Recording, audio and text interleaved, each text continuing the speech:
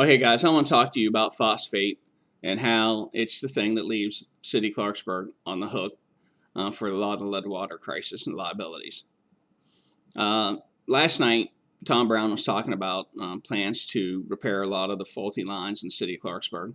You could almost hear the frustration in his voice. He said, we have so much broken equipment, we're almost down to using 18th century technology of shovels and mattocks to fix our sewer lines, and I've been asking for money to replace this equipment for 6 years. 6 years.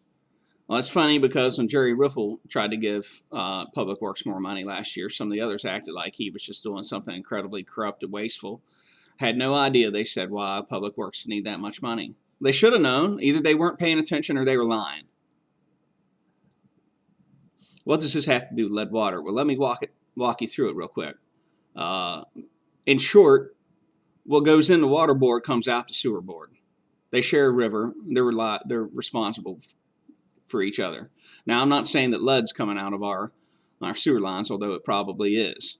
The thing is, in order to stop lead from leaching, you want to coat the pipes with phosphate. And we were ordered to do this a year and a half ago. And at the time, people at the water board, I'm thinking Paul Howe and others said, well, we're afraid to do that. We don't want to do it. We don't know what effect it will have. What was he so worried about? Well, for one thing, Clarksburg is known to have a lot of leaky sewer pipes and mains and outlets, and there's a lot of raw sewage going into our river. Phosphate is a fertilizer. Literally, that's what it is. If you take raw sewage and add fertilizer to it, you're going to get algae blooms. You could kill the river. And so that's why it took them a year and a half after the order to actually implement it.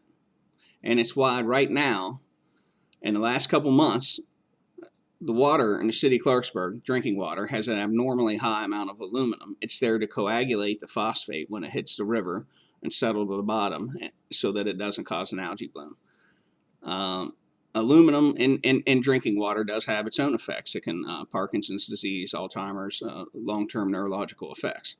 So all of this and the delay of a year and a half of when people were drinking lead when they should have been drinking water with phosphate in it, all of this falls back on the sanitation board and on the city council's refusal to adequately fund it in Public Works.